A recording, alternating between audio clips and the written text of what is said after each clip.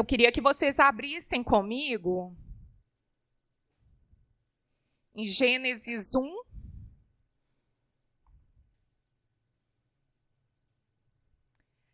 no versículo 27. Diz assim: Criou Deus o homem à sua imagem, a imagem de Deus o criou, homem e mulher os criou. E depois em Gênesis 3, a partir do versículo 1. Ora, a serpente era a mais astuta de todos os animais selvagens que o Senhor Deus tinha feito. E ela perguntou à mulher: Foi isso mesmo que Deus disse? Não comam de nenhum fruto das árvores do jardim? Respondeu a mulher à serpente: Podemos comer do fruto da árvore do jardim. Mas Deus disse: Não comam do fruto da árvore que está no meio do jardim, nem toquem nele. Do contrário, vocês morrerão. Disse a serpente à mulher: Certamente não morrerão. Deus sabe que no dia em que vocês dele comerem, seus olhos se abrirão e vocês serão como Deus, serão conhecedores do bem e do mal. Vamos orar? Pai, nós estamos aqui nessa manhã, tantas mulheres, Deus, que o Senhor trouxe aqui. Pai, tem uma única voz que nós queremos ouvir, que é a voz do Senhor. Pai, são tantas vozes, são tantas narrativas, mas nessa manhã nós queremos ouvir a voz de quem nos criou. Nós queremos olhar para o Senhor e ver quem nós somos, Deus. Nós estamos aqui porque precisamos do Senhor. Pai, nenhuma das minhas irmãs vieram aqui me ouvir porque eu tenho tão pouco a falar. Ah, Deus, mas quando o Senhor fala, o Senhor nos transforma, o Senhor nos liberta, o Senhor nos restaura, o Senhor nos conforma, nos faz a imagem do seu Filho. É o que nós nessa manhã queremos, Senhor. Que o nosso coração seja um solo bom para receber a sua palavra que é viva, que é poderosa, Senhor. E a minha oração, Pai, é que nós saiamos daqui amando mais o Senhor, querendo te conhecer, Pai, ainda mais. É o que eu oro em nome de Jesus. Amém. Meninas, então, eu estou na fase da humilhação. Quem já passou a estar nessa fase? A fase da humilhação é: você não enxerga de longe nem de perto. Aí você fica no meio termo. Mas vamos lá, eu tenho miopia. Quando eu estou de lente, eu não enxergo de perto. Mas aí eu já cheguei naquela idade, que de perto eu já preciso também de óculos. É isso, gente. É a realidade da vida nos humilhando, porque é isso. Então, quando a gente faz essa pergunta, quem eu sou? Geralmente nós contamos histórias. E agora eu vou me apresentar contando uma história da minha vida. Quem eu sou? Meu nome é Mariana, eu sou da igreja Ponte BH, sou mineira, sou casada, tenho 2 filhas, uma de 11, uma de 8. Estou vivendo agora novos desafios, que é essa pré-adolescência. Eu sou convertida desde os 15 anos, mas eu estou me convertendo todos os dias. E é isso, advoguei por muitos anos, hoje eu sou dona de casa e estudante. Essa sou eu. Eu contei para vocês um pouco da minha história. Quem somos nós? Nós somos formadas por narrativas. Quem nós somos é a narrativa da nossa vida. E a Bíblia diz, nesses textos que nós lemos: irmãs, há algo mais sobre mim. Eu não sou pregadora, eu não sou pastora, eu sou como vocês. Então, Geralmente, as reuniões de mulheres na ponte, elas são até em círculo, às vezes a gente sentadas, porque uma falsa narrativa por muitos anos que perdurou no meio evangélico é que as mulheres que falam são mulheres poderosas, são mulheres admiráveis. Não, minha irmã, eu estou aqui pensando o que eu vou fazer de almoço também. De tarde eu tenho festinha. Eu também não sei falar direito. Tenho tanto temor de falar do meu Deus e usar alguma colocação errada. Eu sou como vocês. E o engano da serpente é sempre dizer que eu posso ser mais que vocês. E o Senhor não me fez para ser mais do que qualquer pessoa, porque talvez eu tenha um microfone na mão, que eu também não gosto não, Ana. Mas o Senhor nos fez para sermos iguais. Então eu estou aqui falando como sua irmã, igual a você, cuida da casa, os mesmos dilemas, mas que ama o Senhor e a palavra de Deus como você, porque eu quero te encorajar a ser você também, a ensinar. E então vamos lá, irmãs. No início, nós temos aqui duas narrativas, uma de Deus e uma da serpente.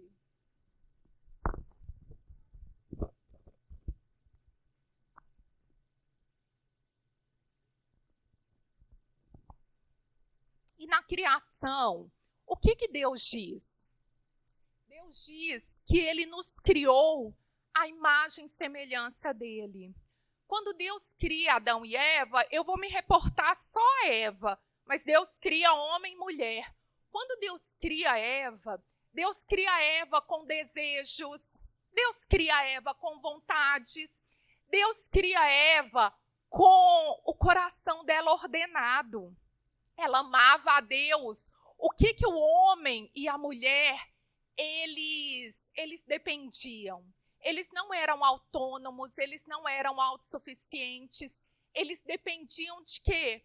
Da voz de Deus, da palavra de Deus. No jardim, na criação, havia apenas um orador, havia apenas uma voz que conduzia o homem. Era a voz de Deus. E Eva era conduzida pela voz de Deus. Ela conhecia o Criador dela. Se o Criador dela falou, ela sabia que era bom. E Eva, ela tinha uma relação com Adão, não só conjugal, de casal. Adão estava o quê no início? Só. E quando Deus cria a mulher, é para uma completude do que nós precisamos, de amizade, de conversa, daquilo que a gente precisa. Então, Adão e Eva se completavam. Essa era a criação. Eles estavam na criação de Deus para refletir quem Deus era. Eles eram imagem de Deus na criação, eles cuidavam da criação, eles cumpriam o mandado cultural, o mandado social, o mandado religioso. Essa é Eva plena, Eva sem os hormônios disfuncionais, Eva que conseguia mostrar nudez dela, não só física, mas quem ela era para o outro. E Adão, meninas, Adão era o poeta apaixonado. A Bíblia diz que quando Deus criou Eva e Adão olhou para Eva, a Bíblia diz que Adão, quem é Adélia Prado? A Bíblia diz que Adão olhou para Eva e falou o quê? Ele fez poesia. Ele falou, osso dos meus ossos, carne da minha carne. Traduzindo para o mineirês, uau! Eles viviam bem. Um não queria o lugar do outro, um não queria o papel do outro. Eles viviam à imagem do seu Criador. Essa é a voz de Deus. Foi assim que o Senhor nos fez. O Senhor nos criou e disse, isso é bom. Essa é a parte da criação. Essa é a narrativa verdadeira sobre nós. Só que a Bíblia não fala como o mal entrou no mundo. Nós não sabemos a origem do mal. Como o Satanás caiu, a gente não sabe. Mas Deus quis que nós soubéssemos como o mal entrou no nosso coração. E a Bíblia relata, em Gênesis 3, que uma outra voz se fez ouvida no jardim. E a voz de Deus, que era autoritativa, que direcionava a nossa vida. Agora a serpente, ela chega e ela faz o quê? Ela mente de cara? Não. Ela distorce a palavra de Deus. Ela relativiza a palavra de Deus. Porque no fundo, o que a serpente, ou Satanás, o diabo, o inimigo de Deus, o adversário, o nome que a gente quiser dar para a serpente. Naquela época, para aquele povo hebreu, serpente significava adversário de Deus. Em Apocalipse, João chama a serpente do grande dragão. Então, é o adversário de Deus. O que ele queria de fato? Ele queria que o homem e a mulher tivessem a visão de Deus distorcida. Porque quando nós não vemos mais o nosso Criador, como essa música cantou tão bem, quando os nossos olhos são tirados de quem nos fez, nós perdemos a imagem também de quem nós somos. Então a serpente chega no jardim e o que ela quer fazer é muito mais do que só comer o fruto. Às vezes a gente lê a passagem tão rápida. O que a serpente ali está tentando fazer é desconstruir a voz de Deus no coração de Adão e Eva. E a serpente diz: foi isso mesmo que Deus disse? E Eva, gente, primeiro erro dela, ela dá ouvido à voz da serpente. E quando a serpente fala assim, Deus disse que você não poderia comer de nada do que está aí, Eva vira e fala assim, não foi isso que Deus disse. Só que nesse momento, o coração de Eva é tomado por ingratidão. Eva começa a analisar a palavra de Deus, não pelo cuidado protetivo dele, mas pelo limite negativo da palavra dele. E Eva fala assim, não, Deus disse que a gente pode comer de tudo, mas aquela árvore, Deus disse que a gente não pode comer. E aí Eva inclui algo que Deus não disse. E Eva fala assim, e não podemos nem tocar. E nesse momento surge o quê? Um ressentimento no coração de Eva em relação a Deus. E agora Eva olha para aquela árvore com ressentimento. Por que Deus não me deixa comer dessa árvore, sendo que eu tenho todas as outras? E a serpente, depois que ela distorce, ela dá o bote e afronta Deus. E o adversário de Deus diz para Eva, Deus sabe que no dia que você comer, você será o seu próprio Deus. Você será como Deus. E minhas irmãs, que ironia. Satanás estava oferecendo para Eva aquilo que ela já era na plenitude. Ela era a imagem de Deus. Só que ele colocou no coração dela cobiça por ser Deus, por ser o seu próprio Deus, por ter autonomia de Deus, por poder tomar decisões sem consultar a voz de Deus, por poder viver o mote do momento, não é? Meu corpo, minhas regras, por ser sua própria dona. E quando Eva dá ouvido à voz da serpente, nós vemos o que acontece. A ingratidão e aquela incredulidade, será que o que Deus disse é verdade mesmo?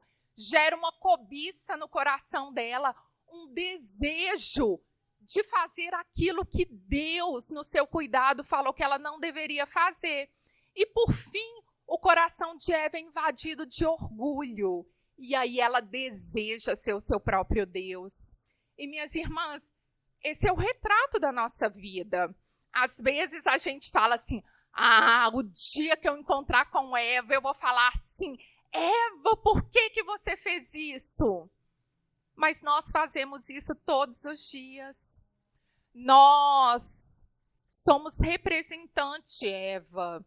A cobiça que entrou no coração de Eva é a cobiça que está no nosso coração. A queda afetou tudo que nós somos.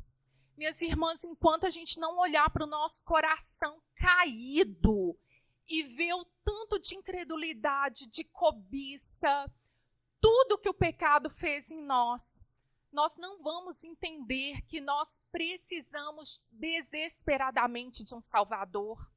Nós, às vezes, vamos achar que a nossa conduta boa, ela é meritória. E que quem precisa mesmo de Jesus é aquela pessoa que está lá no presídio. Mas não. Quem precisa de Cristo somos nós. Porque o nosso coração caiu junto com o de Eva. E quando o pecado entra no mundo, o que o pecado faz? Ele distorce a identidade do homem. Ele distorce a maneira como o homem vê e se relaciona com Deus. E lembra daquele poeta apaixonado? Aquele poeta, né? Estava assim, no auge da paixão, Adão. Quando Deus chama Adão e Eva e fala assim, Adão, o que aconteceu? O que aquele poeta apaixonado faz? Quando o pecado entrou no coração humano, Adão aponta para a mulher e fala, a culpa é da mulher que o Senhor me deu. Minhas irmãs, ali os conflitos entram no relacionamento. As que são casadas, nós casamos porque nós queremos ser felizes.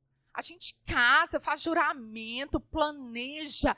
E quando a gente entra no casamento, o que acontece? Que nos rivaliza, que a gente acaba brigando, o outro deixa a toalha, aquilo nos irrita tão profundamente que a gente aponta o dedo e fala, Deus, esse homem que o Senhor me deu.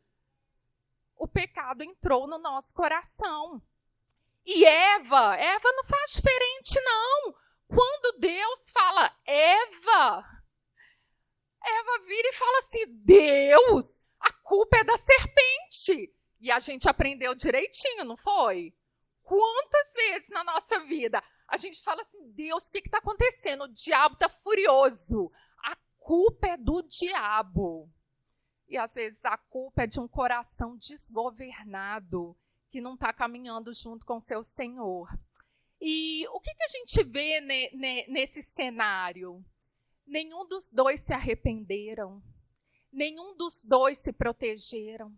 Nenhum dos dois se entregou pelo outro. Irmãs, nós não podemos nos salvar. O outro não pode nos salvar. Nós precisamos de um Salvador. E quando o pecado entra, ele vai afetando todo o povo de Deus, todas as pessoas. E a gente vê isso em Caim. Quando Caim, ele cresce com seu irmão e ele apresenta aquela oferta, a oferta de Abel que aceita o seu irmão. E a gente não sabe por quê, mas Deus aceitou a oferta de Abel. E Caim, no desgoverno do seu coração, ele fica com tanto ódio, com tanta raiva. Mas ele não fica com raiva, não é só de Abel. O ódio de Caim é contra Deus. Mas, minhas irmãs, ninguém consegue matar Deus, a não ser que ele próprio se entregue e depois ressuscite. Ninguém consegue matar Deus. Então, o que Caim faz? Caim, ele mata a imagem de Deus no seu semelhante.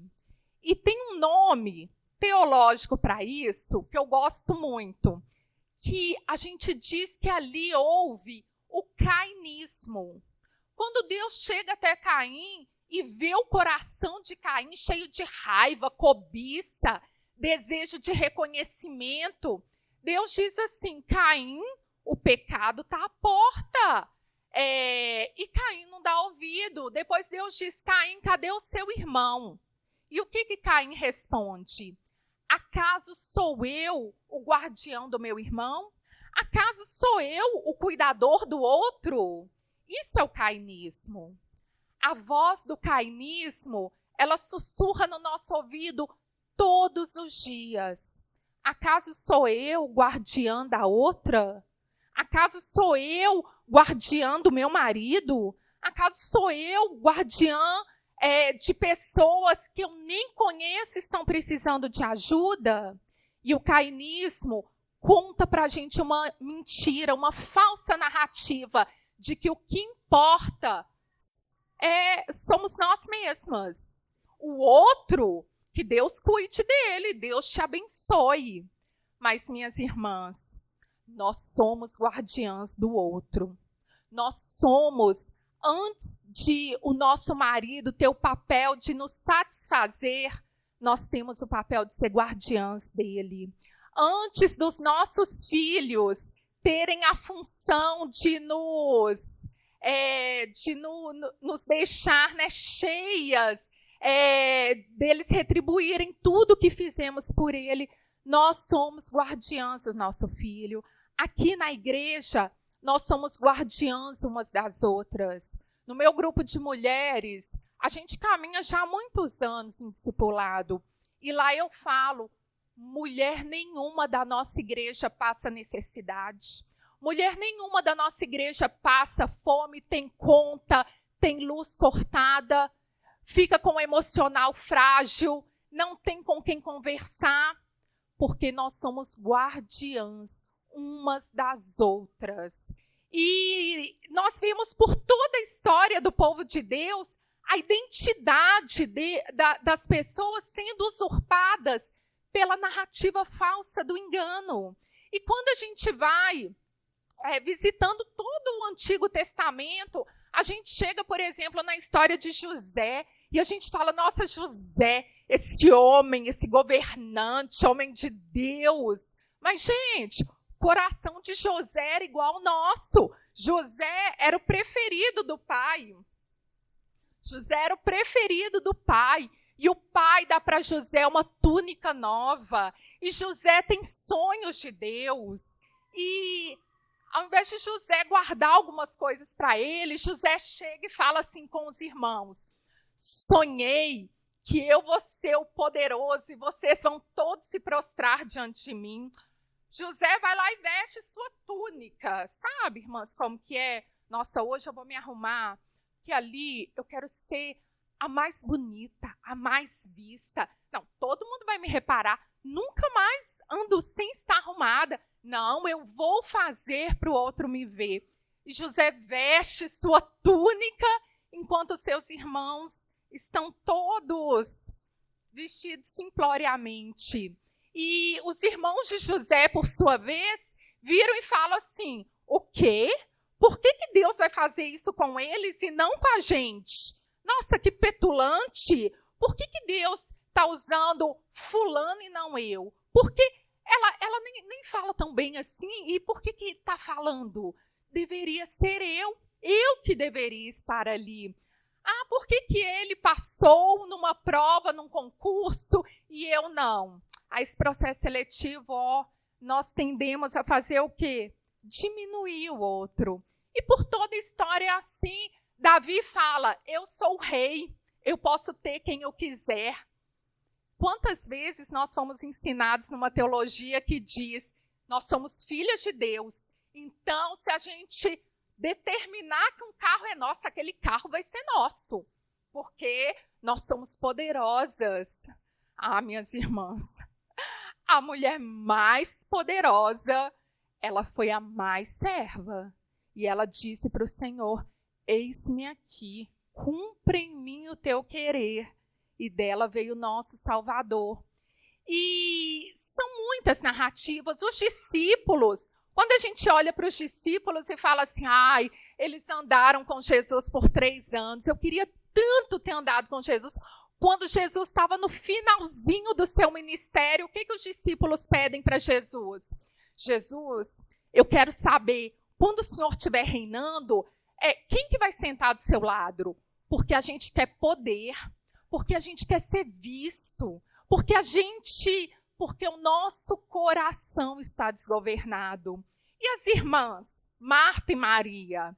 Gente, Marta era aquela que fazia tudo. Maria era igual eu, gostava de estudar. Ficava lá. E Marta fazia. Só que o nosso coração, ele é desgovernado. Deus, ele não se contenta apenas da gente fazer as coisas corretas, porque nós podemos fazer as coisas corretas com a motivação errada. Quantas pessoas pregam o evangelho por dinheiro, por ganância, por reconhecimento? Deus, ele quer ir no profundo do nosso coração. Ele quer nos transformar para que a nossa motivação ela seja correta. E Marta chega para Jesus e fala assim: Jesus, não é possível. Olha o tanto de coisa que eu fiz. E, gente, tem vezes que me dá uma de Marta. A gente trabalhando, principalmente trabalhos como na igreja, e tem que organizar, e não chega ninguém para ajudar. E aí eu tô lá, arrumo as cadeiras, e monto a mesa, e aí eu falo assim: Deus, não é possível, olha tudo que eu tô fazendo. Não, olha. E minhas irmãs, se fazemos para a glória de Deus, faremos, ainda que ninguém nos aplauda, ainda que ninguém nos ajude, ainda que ninguém nos veja. Há um Deus que nos vê. O nosso Senhor, ele viu a escrava Agar, quando ela estava fugida num deserto, e ele se revelou para aquela escrava dizendo: eu sou o Deus que te vejo. Então, essas são as narrativas. E nós somos formadas por narrativas. São vozes que nos formam. E existem 2 narrativas. Uma é uma falsa narrativa sobre nós e a outra é a narrativa verdadeira, a narrativa de Cristo Jesus.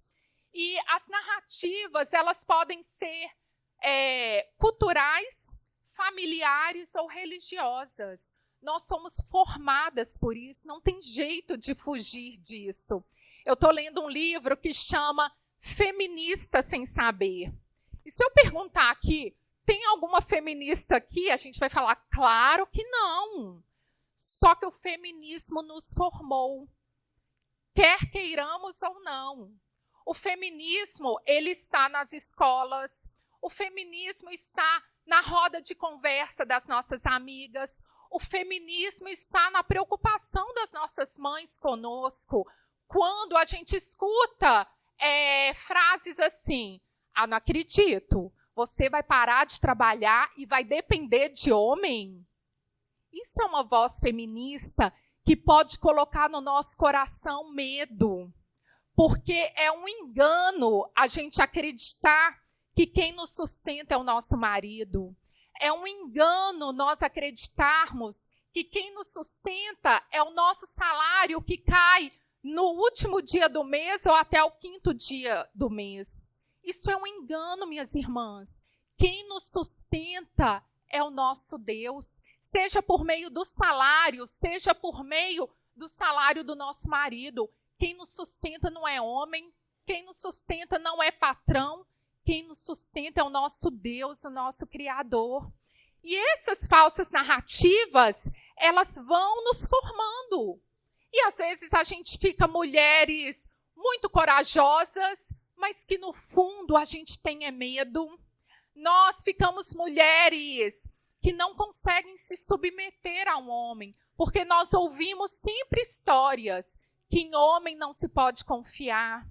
E a tendência é, a gente quer combater uma narrativa do machismo com ideias, às vezes, feministas. Só que o feminismo ele é tão cruel e ele não traz solução como o machismo, porque o feminismo, ele lida com o machismo, com desprezo e ira contra o homem. E eu conheço mulheres que eram feministas, foram para o evangelho e se tornaram quase que machistas. Mas o machismo também não responde o feminismo, porque ele também está cheio de ira e de desprezo. A única coisa que responde quem nós somos, qual o nosso valor, é o evangelho. E essas falsas narrativas religiosas, eu me converti numa igreja neopentecostal. A visão que me deram de Deus, eu creio que por muitos anos eu servi a Deus por medo. Muito mais pelo medo de ir para o inferno do que pelo deleite de quem ele é. Porque a religião pode trazer muitas falsas narrativas sobre nós, dizendo que a salvação é para a vida após a morte. Então, quando acontece uma situação ruim, o que nós falamos? Jesus podia voltar logo para acabar com tudo. Mas, minhas irmãs, isso não é bíblico. Jesus podia voltar logo, porque nós ansiamos pelo nosso Senhor. Semana passada eu viajei e o avião balançou tanto, mas balançou tanto. E eu olhava para aquele povo com um olhar de medo e eu achei que o avião ia cair. Eu olhei para o meu marido é muito assim, isso não é nada, não tem nada. E eu olhei para ele e falei, André, esse avião está balançando. E ele ficou assim, calado. Aí eu falei, Deus, deu ruim. E naquele momento, né, dá medo. Mas eu falei, Pai, eu estou preparada, eu quero me encontrar com o Senhor. Mas eu falei, Deus, eu tenho 2 filhas, se for da sua vontade, me dá mais uma oportunidade de um tempo com elas. Mas, minhas irmãs, eu tenho uma certeza. O dia que nós fecharmos os olhos nessa terra, nós abriremos os olhos com o nosso Senhor e Salvador. Nós não ficaremos num estágio, nós não iremos para purgatório. Nós seremos recebidas como filhas amadas. E muitas falsas narrativas religiosas, elas acabam nos oprimindo, quem nós somos, como nós enxergamos a Deus, e nós achamos que Deus, ele está sempre ali de olho na gente. E no momento que a gente escorregar, abriremos uma legalidade, daremos uma brecha, e Deus há de nos punir. E isso é uma falsa narrativa sobre Deus. E nós passamos a não confiar tanto em Deus, a não saber quem nós somos, porque o Deus que nos foi ensinado é um Deus duro às vezes, rígido, irado. Essa é uma falsa narrativa que nós crescemos. Ou, por outro lado, a falsa narrativa atual sobre Deus é um Deus que vira e fala assim, amiga, chega amiga, do jeito que você está, pode viver assim, te faz feliz? Vai ser feliz, pode vir na igreja e pode viver do jeito que você quer. Minhas irmãs, isso pode ser qualquer voz, menos a de Deus, porque Deus é aquele que nos pega do jeito que nós estamos, com um coração assim, dilacerado, pecaminoso. E a Bíblia diz que ele nos transforma, ele nos embeleza à imagem de Cristo Jesus. Um pai que vê o seu filho no lamaçal de drogas e fala assim, se o meu filho está feliz, o que isso deveria causar num pai que ama o seu filho? Ira justa e santa. E é essa ira que o Senhor tem contra o pecado. Quando nós pecamos, Deus sabe que isso desfigura quem nós somos. E Deus, ele está em missão. Jesus falou assim, o meu Pai continua trabalhando. É porque a gente está dando trabalho, gente. A gente está dando muito trabalho. Deus continua em trabalho de nos transformar à imagem de Cristo Jesus. E essas são as falsas narrativas culturais, né, que a gente escuta do feminismo, do consumismo. O consumismo grita, sussurra no nosso ouvido que aquilo que nos falta é aquilo que nós precisamos, que aquilo que a outra tem deveria ser nosso. O consumismo, ele não quer atender às nossas necessidades. Ele quer dizer que nós somos aquilo que nós temos. E o nosso coração é insaciável. Ele quer sempre mais, mais, mais e mais. Essa é uma falsa narrativa. O Projeto Sola tem uma música maravilhosa que chama Salmo 23. E eles fizeram numa outra versão falando: se o Senhor é o meu pastor, aquilo que eu não tenho, eu não preciso desejar. Quer dizer que nós não teremos? Não, pode ser que nós venhamos a ter. Que a gente vai trabalhar, vai conseguir, vamos receber, mas a gente não precisa viver em função de ter as coisas, de querer aparentar. Esses dias eu vi um perfil de pessoa que mexe, trabalha com moda personal, e ela estava falando assim: então, eu vou ensinar vocês a se vestirem para parecer rica. E eu falei: Deus, que pobreza! Gente, que pobreza a gente querer parecer rica! Que pobreza! Assim, só ter dinheiro é muito pouco. Querer parecer que tem um dinheiro que a gente não tem, gente, é mais pobreza ainda. O nosso valor, diz Pedro, não está em bijuteria, não está numa roupa de corte. Nós podemos ter tudo isso e o Evangelho, ele perpassa todas as áreas da nossa vida. A nossa forma de falar, de vestir, de estudar, de trabalhar. Mas o nosso valor não está em nada disso. O nosso valor está nas virtudes que Cristo produz no nosso coração. Então, essas são as falsas narrativas. Desde pequena, nós somos formadas nessas falsas narrativas e nós estamos formando os nossos filhos com tantas falsas narrativas. Eu me lembro uma vez que eu estava estudando sobre vergonha. E minhas irmãs, quem aqui nasceu vestida? A gente nasce tudo pelada. E o médico ainda dá um tapa no nosso bumbum para a gente chorar, o pulmão abrir. A gente não tem vergonha. Só que a queda imputou em nós vergonha. Com uma falsa narrativa de que você vai falar, você vai fazer, não, você vai apresentar isso, não, você.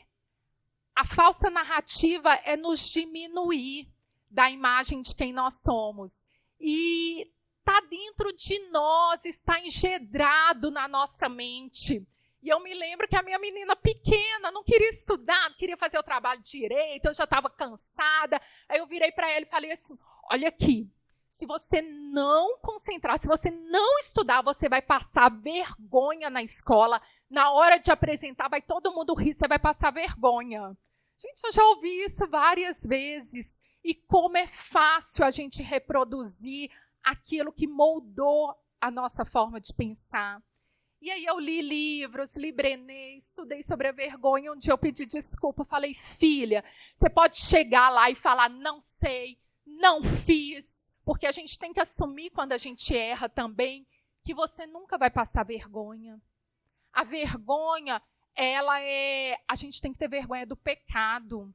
E não de tentar fazer alguma coisa com as nossas limitações. Porque, irmã, todas nós temos limitações. Eu tenho muitas limitações que, se for por mim, eu não faço, eu não falo, eu vivo no meu cainismo. O que eu tenho com a sociedade? Eu vou cuidar da minha vida. Mas quando eu olho para Jesus, quando eu entendo que a história que eu faço parte não é a história da minha vida. Eu faço parte de uma grande história de Deus, de um Deus que está em missão, Então, minha irmã, não importa se eu falo errado, se eu falo certo, se eu estudei, se eu não estudei academicamente, se eu sou empresária, advogada ou dona de casa, importa que eu sou cooperadora de Deus. E isso faz com que a gente lance fora falsas narrativas. E Jesus, ele veio para quê? Ele veio para trazer libertação para as nossas vidas. Jesus, ele veio para trazer a narrativa verdadeira de quem o Pai é e de quem nós somos. Os discípulos judeus sempre oraram ao Deus de Abraão, de Isaac e de Jacó, ao Senhor Criador. Quando eles veem Jesus orando, se relacionando com Deus, em dado momento os discípulos falam assim: Jesus, me ensina a orar. E Jesus, naquele momento, ele revela aos discípulos dele quem Deus é. E Jesus diz como? Pai nosso. Deus não é um Deus distante. Deus, ele é o nosso Pai. Deus não é o meu Pai. Ele é o nosso Pai. E quando Jesus vem, ele vem para trazer luz sobre quem Deus é. Para que a gente consiga agora enxergar os atributos, as qualidades que pertencem só a Deus. E são esses atributos que a serpente sopra que a gente poderia ter. Mas só Deus é onipotente, onisciente, onipresente, eterno, infinito. E Jesus, ele vem também para nos ensinar os atributos comunicáveis de Deus. Minhas irmãs, quando Deus deu os mandamentos, Deus diz assim: não jureis em falso, não jureis pelo meu nome. Então, o que a gente tenta fazer com a Bíblia? É o que a serpente faz, relativizar. Uai, a Bíblia diz que não pode jurar, mas a Bíblia não fala nada de prometer, então eu prometo. A Bíblia fala que não pode jurar, mas é só eu não falar, eu juro. E eu posso viver de qualquer forma. E quando Jesus vem no Sermão do Monte, ele começa a dizer: vocês ouviram que basta não jurar, mas eu digo, a sua palavra precisa ser sim ou não. O que Jesus está tentando naquele momento fazer? Ele está tentando nos ensinar que assim como ele é a verdade, nós podemos ser mulheres verdadeiras. O adultério para aquele povo era só não cometer um ato carnal conjugal. Jesus diz: se você olhar e desejar, você já pecou. Eu quero que você consiga olhar para o outro como um irmão. Eu quero penetrar no seu coração. E Jesus, ele vai trazendo as narrativas verdadeiras de quem Deus é. E Jesus, ele nos mostra com a própria vida dele que o Deus Pai, que ele amou por toda a eternidade, esse Deus, ele é totalmente confiável. Minhas irmãs, o que fez com que Jesus fosse para a cruz? Com que no Getsêmani, Jesus suasse sangue, pedisse ao Pai que, se possível, passasse dele aquele cálice, mas que, contudo, fosse feita a vontade do Pai. É porque Jesus sabia que, por toda a eternidade, o Pai era confiável. E que agora, naquele momento mais difícil da vida dele, não seria diferente. E Jesus, ele quer fazer o que na nossa vida? Ele quer nos mostrar que a nossa história, ela não começa na gravidez da nossa mãe, uma gravidez desejada ou indesejada. A nossa história, quem nós somos, não é fruto desse tanto de narrativa que tem nos formado na maneira de pensar, de sentir, de amar. A nossa história começa antes da fundação do mundo. Jesus disse que que o Pai já tinha nos planejado antes da fundação do mundo. E Jesus, ele vem, então, trazer clareza de que a nossa história, ela não termina na queda. Esse coração conflituoso, desgovernado, que ama de forma errada. Nós não somos isso. Nós fomos criados, caímos, só que o momento da nossa história hoje é a redenção. Cristo Jesus, ele nos salvou. Nós precisávamos de um Salvador e nós fomos salvas. Ele olhou para nós e nos salvou. Minhas irmãs, nós somos salvas não para uma vida após a morte somente. Nós somos salvas para viver aqui e agora, como mulheres transformadas por Deus. Só que quando nós somos salvas, o que a Bíblia diz? Que nós estávamos em qual reino? No reino das trevas. Nós vivíamos nessa cegueira, ouvindo essas vozes, sendo determinada por essa junção de fatores. E quando nós nos convertemos, ou quando Cristo nos encontra, nós somos o quê? Transportadas para o reino da luz. Mas nós mudamos instantaneamente? Não. Eu lembro quando minha vizinha, eu tomando café, falando de Jesus para ela, ela converteu, o marido dela converteu. Passou assim uma semana, ela bateu lá em casa. E ela falou assim, Mari, eu quero saber qual que é o dia que eu vou dormir quem eu era e que eu acordo uma nova criatura, que eu acordo diferente. E eu lembro que eu falei assim, Tatá, a vida com Deus não é assim. Porque se Deus te transformasse instantaneamente, você nunca mais orava. Você nunca mais buscava a Deus.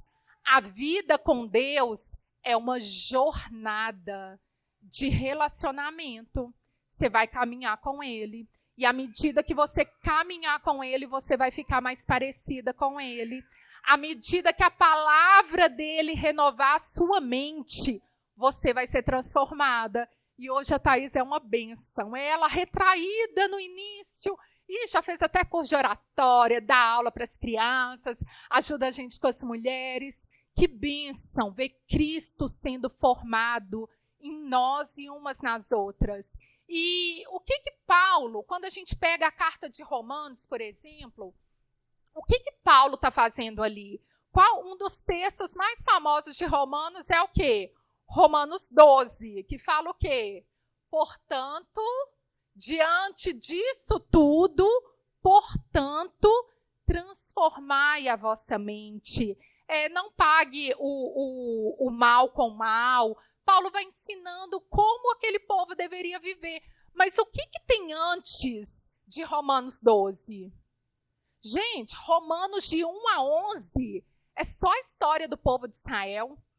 Para que Paulo precisa falar tanto da história do povo de Israel para um povo romano, sendo alguns gentios, alguns judeus? É porque a mentalidade daquele povo tinha sido formada pelo platonismo, pelo helenismo. E Paulo, ele está desplatonizando a mentalidade do povo de Deus. Deus, ele está mudando a nossa forma de pensar. Eu conversei com a irmã antes de começar e ela me contando da quinta teológica, ela me falando como que ela está entendendo, como que o evangelho, Deus está tirando essa forma de pensar que nós tínhamos, moldada pela cultura, moldada por falsas narrativas religiosas. Deus está nos dando uma nova forma de pensar, uma forma de pensar que é bíblica. Então, minhas irmãs, por que nós estudamos? Por que nós, mulheres, pleno século XXI, 2024 acabando, casa, trabalho, filho, por que a gente tem que estudar a Bíblia? Eu não estou falando de devocional. Por que nós precisamos desesperadamente estudar a Bíblia, porque nós precisamos de estudo teológico também. E eu vou dar 2 argumentos. O primeiro é porque nós queremos amar a Deus, não é? E a gente não vê em momento algum, quando Jesus diz que ama o Pai, quando os discípulos amam Jesus, a gente não vê Jesus falando para o Pai, eu te amo. Não tem essa passagem na Bíblia, mas a gente adora, eu adoro, gente. Ai, Deus, como eu te amo. Não é assim a nossa expressão de amor? Ai, Jesus, eu te amo tanto, eu te amo, eu te amo. E aí, sabe o que Jesus nos diz na oração sacerdotal? Aquele que me ama é aquele que me obedece. Só que, minhas irmãs, nós só obedecemos quem nós confiamos. E nós só confiamos em quem nós conhecemos. Eu cheguei aqui hoje, a Ana é a única que me conhece. Vocês deveriam ficar ressabiadas comigo, falar, deixa eu ver se o que ela vai falar, crente bereano, se tem embasamento nas escrituras. Vocês não me conhecem, mas eu quero que me conheçam. Vou vir mais vezes aqui, quero que vocês possam ir na ponte. Mas quando eu estou no meu grupo de mulheres, com as mulheres que frequentam a minha casa, que me conhecem nos exemplos bons, na vulnerabilidade, nas batalhas, elas me conhecem. E se eu falo com elas, não dá para eu fazer, elas confiam em mim, porque elas me conhecem. O relacionamento com Deus de obediência demanda conhecê-lo. Porque quando nós conhecemos a Deus, nós confiamos em Deus e nós amamos ainda mais a Deus.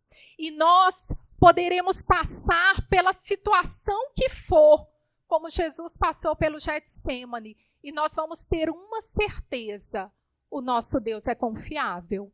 Ele não nos deixa sozinho. Jesus falou ainda mais: no momento que for necessário, o Espírito Santo te fará lembrar de todas as minhas palavras.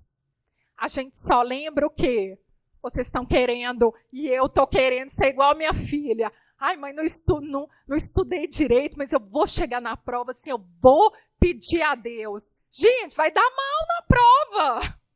Aí eu explico, eu falo, Sophie, a gente vai orar para Deus te fazer lembrar o que você estudou. Não tem jeito. A mudança na nossa mente, ela não vem por osmose, ela vem por labor.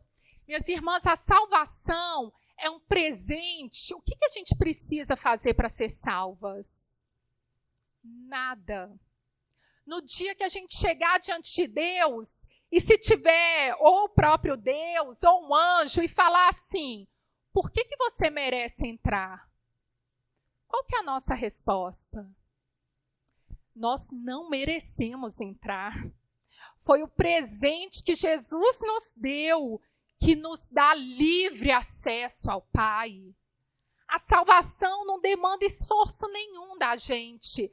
Agora, minhas irmãs, a santificação demanda. A santificação, a gente tem que arregaçar as mangas e a gente tem que cooperar com Deus. A gente tem que disciplinar a nossa vida, mudar a nossa forma de pensar, a nossa forma de enxergar todas as situações. E a gente só vai conseguir isso como? Estudando as Escrituras, vendo esse tesouro precioso da Bíblia. Quando nós lemos o livro de Gênesis, Êxodo, quando a gente chega em Números, Levíticos, gente, não são palavras soltas da história de um povo antigo, é a história da minha vida, é a história da sua vida que está ali.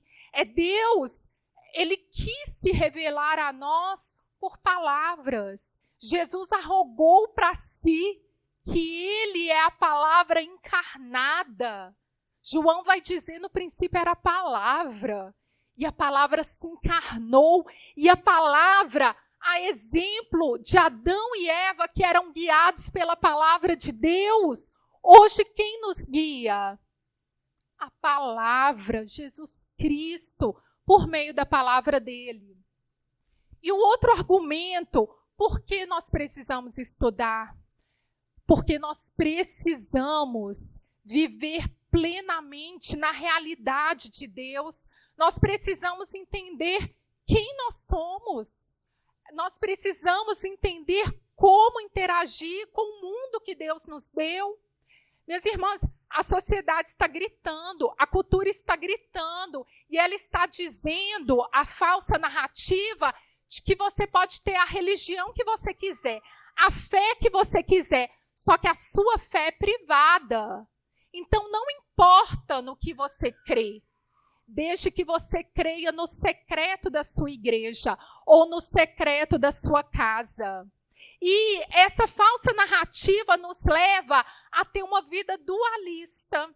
E a gente na igreja acha que a gente queria até morar na igreja, porque a igreja é tão bom, é tão espiritual, a gente é cheio do Espírito Santo, mas quando chega lá fora, as regras do jogo são outras. E a gente tem que jogar a regra de lá, porque a nossa fé, ela não é permitida lá. Mas a nossa fé, ela é pública. Aquilo que nós somos aqui na igreja e nós somos lá fora. Pedro vai dizer que em algumas ocasiões as pessoas vão pedir a razão da nossa fé. Elas vão perguntar, mas eu não entendo. Por que você serve um Deus que você não vê? Por que você, com dificuldades, é uma testemunha fiel?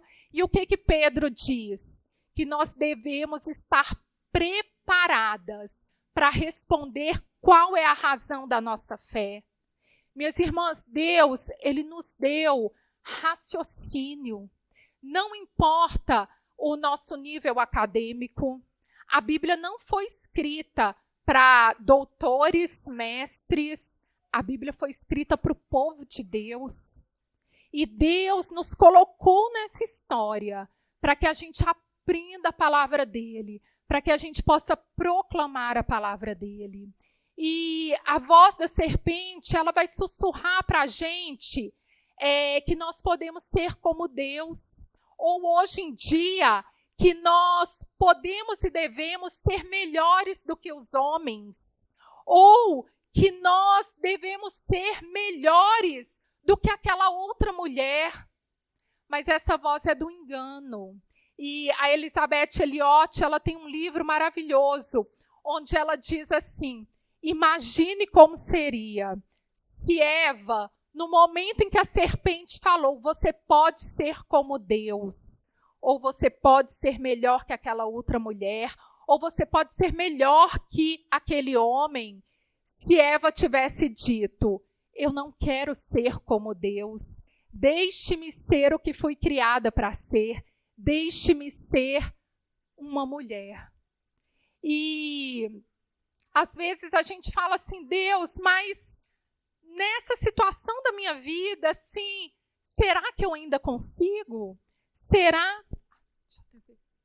Nossa, gente, eu vou encerrar. Eu falei com a Ana, a gente fala demais. Eu já estou encerrando. E nós nos perguntamos, será que nessa altura da vida eu vou começar a estudar a Bíblia, eu vou começar a fazer um estudo teológico? E para concluir, irmãs, eu queria contar como que eu comecei a estudar.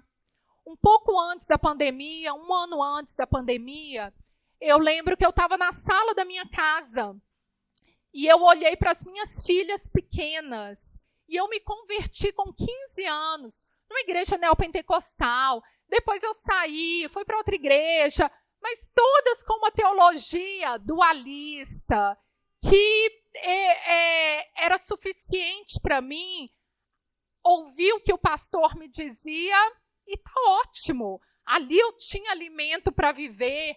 Aí eu fazia o que em casa? Devocional. E como que era o devocional? Eu abria a Bíblia, aí às vezes caía assim em Ezequiel, caía em Daniel, aí eu fechava a Bíblia e falava assim, tá errado. Aí eu abria a Bíblia de novo em Salmo, em Provérbios. Aí meu coração se enchia e eu podia viver com as minhas próprias regras, autônoma, de segunda a sábado. E no domingo eu era temente, crente, do fogo. E Deus, ele vai fazendo a nossa trajetória. Deus, ele não erra conosco tudo que nós passamos. E naquele dia, quando eu olhei para as minhas 2 filhas, eu pensei, Deus, quem vai ensinar o evangelho para elas? E na minha mente ainda eu falei assim, Deus, e na hora que o Augusto Nicodemos morrer, que o fulano morrer, eu falei, Deus, quem vai ensinar o evangelho para as minhas filhas? Esse não é o papel de uma escola cristã. Esse não é o papel da escolinha da igreja. A escola da igreja, a escola cristã, elas podem nos auxiliar. Esse papel foi dado a pai e mãe que pertence ao povo de Deus. E eu olhei para elas e pensei, falei, Deus, eu não sei nem explicar o que é o evangelho. Eu estou mais para o evangelho coach, autoajuda, do que para a Bíblia. E ali eu comecei, irmã, sozinha, a estudar. Fui para o Google, internet, hoje tem tanta coisa gratuita. E eu comecei a estudar 1 ano sozinha. Veio a pandemia. E o pastor da minha igreja, reformado, teologia boa, mas as pessoas estão desconectadas. É ele lutando por um rebanho que está ouvindo outras vozes. E ele lançou para a gente um desafio de estudar a Bíblia na pandemia. E aí eu fui, mandei para ele, falei assim, Pipe, me indica uma Bíblia de estudo. E ele me indicou uma lista de livro. Introdução ao Antigo Testamento, introdução ao Velho Testamento, hermenêutica. E na hora eu fiz assim... E aí eu me lembrei da oração que eu tinha feito a Deus, falando que eu queria conhecê-lo. E eu comprei aqueles livros e eu chamei mais 2 amigas. E falei, vocês querem estudar a Bíblia comigo todos os dias de manhã? Então nós acordávamos 1 hora antes da nossa casa acordar. E por 4 anos nós estudamos a Bíblia todos os dias. Deu quase 2 vezes lendo a Bíblia. E nós líamos o texto bíblico porque é disso que nós precisamos. E depois nós líamos comentários, compramos Bíblia comentada e nós começamos a estudar.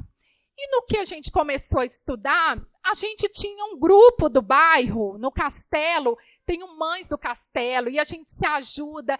E as meninas falaram assim, quem sabe a gente não chama as outras para estudarem? E aí a gente criou um grupo de estudo na internet e as mulheres foram adicionando outras, um grupo gigante e a gente começou a estudar a Bíblia na pandemia com essas mulheres. Irmãs, eu não sabia nada. Hoje eu ainda não sei. Eu não sabia nada. Mas eu queria conhecer o meu Deus. Eu precisava conhecer a Deus. E quando a gente pôde se reunir de novo na igreja, o Pipe pediu e falou assim, faz esse trabalho aqui dentro. E nós começamos com o que nós tínhamos nas mãos, que era o nosso amor por Deus, querer conhecê-lo. E o nosso grupinho começou, e ali a gente começou a ler livros. Eu fiquei anos sem ler livros. E eu achava assim, não, com filho em casa, roupa para lavar, não dá. Não tenho tempo, não tenho cabeça, já desaprendi. Irmãs, quando eu comecei a ler, hoje quando eu tenho que fazer disciplina espiritual, é disciplina espiritual de ver uma série no Netflix. Eu tenho que me esforçar, porque eu tive a mente reformada por Deus. E as mulheres do meu grupo começaram a ler. E a gente começou a estudar juntas. Nenhuma delas, eu tinha arrepio as pastoras gospel. E quando eu comecei a estudar, eu tive orgulho, eu tive alegria, privilégio de poder partilhar a palavra de Deus, não do jeito que elas fazem, mas sabendo que eu sou como as minhas irmãs e eu estou levando o evangelho para elas. E a gente já está há anos num grupo de discipulado, a gente estuda, a gente lê, as mulheres leem. E aí, há alguns anos, eu comecei a estudar teologia mesmo. E comecei a estudar e falava para as meninas, e a gente no grupo, e o nosso grupo que estuda. E eu falei, gente, vocês precisam estudar. E de 2 anos para cá, o nosso grupo de mulheres não é toda igreja. A mente ainda está desconectada, mas aquelas que o Senhor tem chamado e tem ouvido a voz dele, elas estão lá. Então, hoje nós temos em torno, a igreja é grande, deve ter, sei lá, uns 1.000 membros. Nós somos umas 40 mulheres, mas são mulheres que estão entendendo o evangelho. Nós temos uma que chegou na ponte já divorciada e o ex-marido casou de novo. E ela falou assim, Mari, se eu tivesse entendido o evangelho como eu entendi hoje, eu jamais teria me divorciado do meu marido, porque foi por motivo banal. Irmãs, é isso que o evangelho faz conosco. E essas irmãs começaram a estudar. E assim, o nosso grupo é lindo. As nossas irmãs, elas estudam. As senhoras se reúnem para ler a Bíblia juntas. As outras vão para uma cafeteria e elas querem crescer. A vida delas tem frutificado. Quer dizer que agora tudo dá certo na nossa vida? Não, é difícil, irmãs, a vida é dura. Mas nós entendemos que nós fazemos parte de uma história maior. E mulheres de todos os níveis, mulheres que não estudavam, senhoras, nós estamos lendo, nós estamos estudando, esses dias uma senhora da igreja chegou para mim e falou assim, Mari, eu ouvi uma coisa no estudo e na hora eu levantei o dedo e falei assim, não é bem assim não, porque eu lembro que eu tinha lido. É isso que o Senhor quer para nós. Eu fiquei tão feliz quando eu conheci a Ana, saber que aqui é uma igreja saudável. Quando eu cheguei aqui hoje, tantas mulheres, vocês que se reúnem aqui, a gente precisa de mais. O estudo teológico é para a gente. Se hoje ainda não dá para fazer, eu sou a garota propaganda do Invisible College. Tem um curso formal de teologia na internet que se chama Invisible College. É online, é muito bom. E a maioria das mulheres fizeram o INC, fizeram o Invisible College. E, gente, é maravilhoso, é para a gente. Mari, eu ainda não consigo fazer um curso formal de teologia. Minhas irmãs, YouTube, irmão Nicodemos, irmão Hernandes, eles têm a Bíblia inteira comentada. Começa a estudar, começa a entender, pede ajuda. Tem tantos livros, tem tantos Instagrams bons.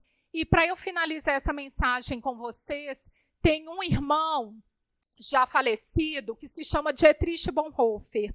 E o Bonhoeffer fala sobre as coisas últimas e as coisas penúltimas. Nós fomos criadas para as coisas últimas. O sentido último da nossa vida é Cristo Jesus. Nós fomos criadas para as coisas eternas. Mas as coisas eternas, elas ainda se concretizarão futuramente, escatologicamente. Hoje, nós vivemos as coisas penúltimas. Casar ou não casar, ter filhos ou não ter filhos, trabalhar, se vestir, ir num salão, dirigir, fazer compras. Essas coisas são penúltimas da vida. O nosso sentido, valor, ele não pode estar nas coisas penúltimas. A nossa identidade, ela não está em ser casada, em ser mãe, em ter ou em não ter. A nossa identidade está no sentido último da vida, que é Cristo Jesus. Mas as coisas penúltimas, elas são importantes, porque foi Deus quem nos deu, está dentro da realidade de Deus. E para a gente viver da melhor forma possível, as coisas penúltimas, que é o nosso dia a dia, é o nosso ordinário, é lavar a louça, é fazer comida para marido, é trabalhar naquela loja, para que a gente viva com inteireza, como mulheres inteiras. Nós precisamos viver, fazer, cumprir essas coisas últimas com os olhos, essas coisas penúltimas, com os olhos nas coisas últimas, com os olhos em Deus. Então, por que precisamos estudar? Para viver. Precisamos estudar porque nós somos chamadas como proclamadoras da palavra de Deus. Nós somos chamadas na grande comissão. Jesus falou o quê? Ide, fazei discípulos, ensinando a todas as pessoas que você tiver oportunidade. E para ensinar, a gente precisa o quê? Aprender. E minhas irmãs, quer você queira, quer não, quer você esteja num curso teológico ou não, você já foi inscrita numa escola.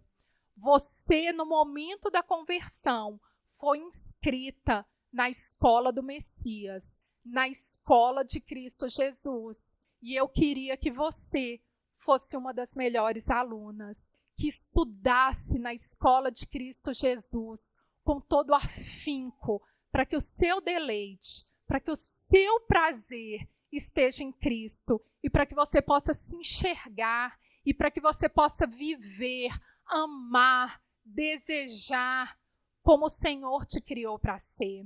Que Deus abençoe vocês. Estudem, minhas irmãs, se deleitem nas Escrituras, montem grupos, estudem a Bíblia, naveguem no Instagram, em Instas edificantes, e que o Senhor faça vocês florescerem ainda mais. Deus abençoe vocês.